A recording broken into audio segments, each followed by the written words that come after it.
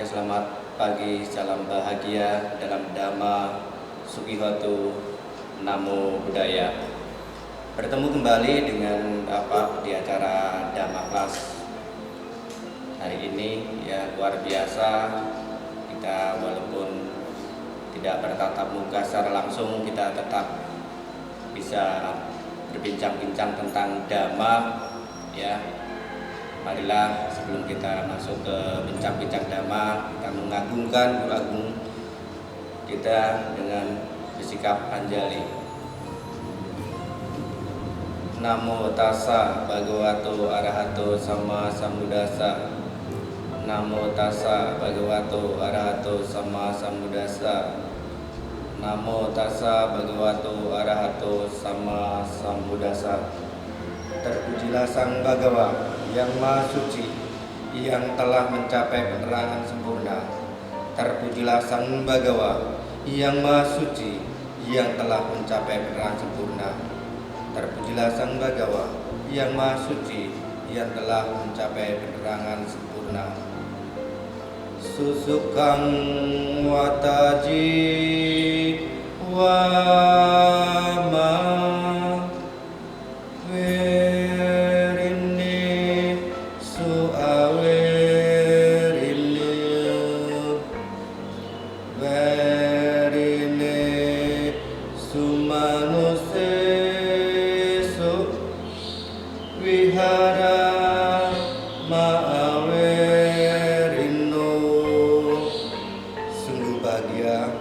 kita hidup tanpa membenci di antara orang-orang yang membenci.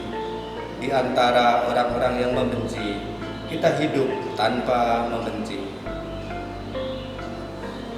Ya, baik. Ya, Bapak ngambil dari Dhammapada ayat 197 ya. Jadi intinya kita hidup bahagia tanpa kebencian ya. Di dalam suta-suta banyak sekali ya yang membahas tentang cinta ya. Bahasa kata, banyak sekali kata-kata di dalam Dhamma ya. Cinta, ada yang mengatakan itu tanha, itu juga artinya cinta. Kama juga artinya tentang cinta. Piya juga artinya semua itu tentang kecintaan ya. Selain itu di suta-suta lain juga banyak ya. Jadi di 197 dan maju lagi ke Dhammapada ayat 5 ya, ada tentang cinta juga ya. Kebencian tidak akan habis kalau dibalas dengan kebencian, tetapi kebencian akan habis kalau dibalas dengan cinta kasih ya. Mengapa Pak ambil tema cinta ini ya? Ini berhubungan dengan bulan Agustus, di mana bulan kemerdekaan untuk bangsa kita ya, HUT RI ke-75, di mana 75 tahun yang lalu ya negara kita berperang melawan penjajah ya. Jadi tidak enak, tidak nyaman kehidupan pada saat itu ya. Itu karena kebencian ya. Kita sekarang tugas kita generasi muda ya untuk mengembangkan diri ya, supaya kedepannya negara kita maju dengan baik ya. Baik, saat ini kita bahas tentang cinta ya. Banyak sekali referensinya ya. Tidak usah bingung-bingung yang sering kita lakukan setiap di wihara kita membaca parita, kebaktian membaca parita ya. Coba kita lihat ke Karaniya Metta Sutta ya. Panjang, ada 10-11 bait ya. Inilah yang harus dikerjakan oleh mereka yang tangkas dalam kebajikan. Untuk mencapai ketenangan, ya harus mampu jujur, sungguh jujur, rendah hati, lemah lembut, tiada sombong ya. Jadi kalau kita tinggal mencontohkan apa yang dilakukan Sang Buddha ya, inilah yang harus dikerjakan oleh mereka yang tangkas dalam kebajikan. Untuk mencapai ketenangan, ya harus mampu jujur. Simpel sekali ya. Bisakah kita setiap hari untuk jujur ya?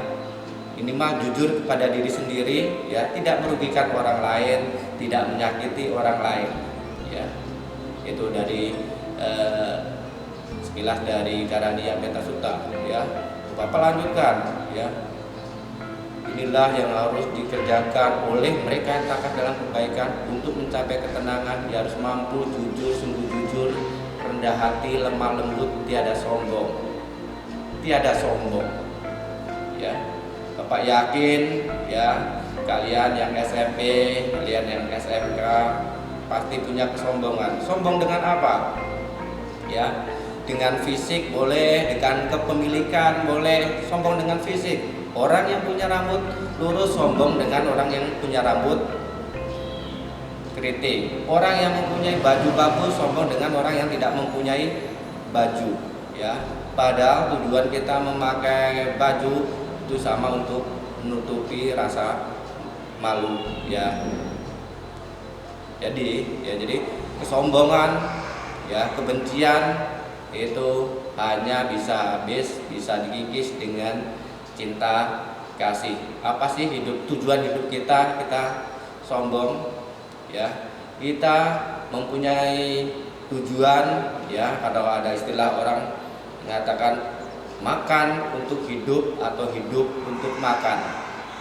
Ya, itu ada istilah di masyarakat kita seperti ini. Kalau kita tahu hakiki arti atau inti dari kehidupan, tujuan kita hidup untuk apa, ya, maka kita akan menjalankan cinta kasih. Ya, caranya bagaimana? Tinggal mengikuti apa yang dilakukan Sang Buddha. Ya, kita melihat ke Manggala Sutta. Ya, banyak sekali yang harus kita pelajari. Contoh, tak bergaul dengan orang yang tak bijaksana, bergaul dengan mereka yang bijaksana, menghormat kepada mereka yang patut dihormati.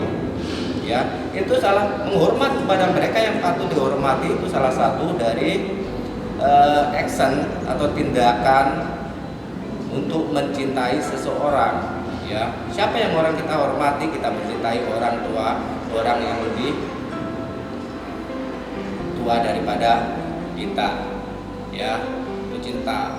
Ya, jadi gampang, simpel sekali ya kita sebenarnya kalau kita mau melaksanakan, ya, inilah yang dikerjakan oleh mereka yang takkan dan kebaikan. Untuk mencapai ketenangan ini harus mampu jujur, sungguh jujur, dan hati lemah lembut.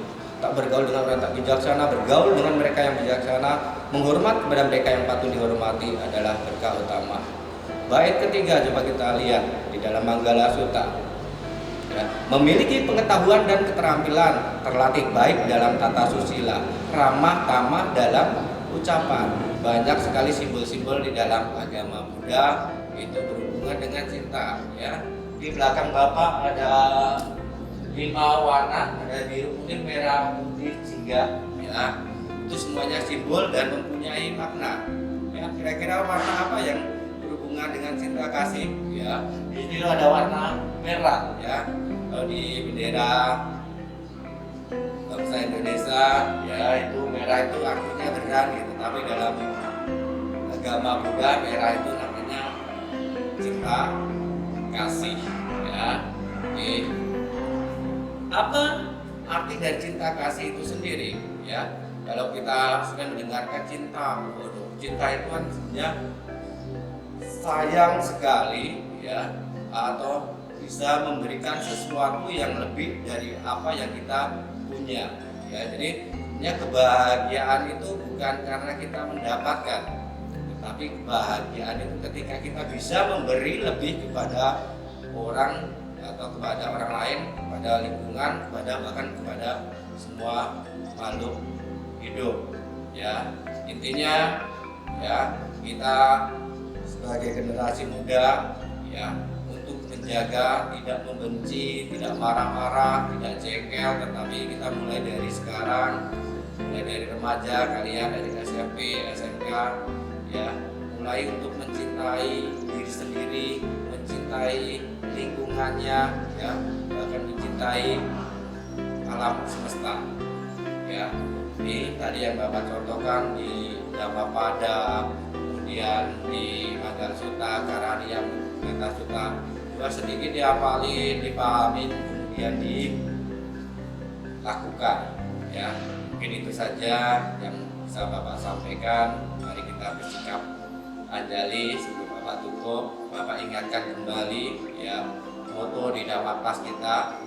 Ya, jadi Dhamma Class kita itu punya moto yang luar biasa, ya, konsisten dalam belajar dan semangat di dalam dhamma, atau semangat dalam dhamma.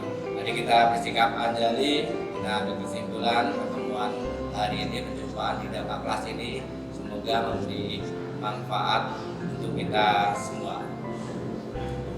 Namo tassa bhagavato arahato samma sambuddhassa. Namo tassa bhagavato arahato samma sambuddhassa. Namo tassa bhagavato arahato samma sambuddhassa. Terpujilah Sang Bhagawa yang Maha Suci yang telah mencapai penerangan sempurna.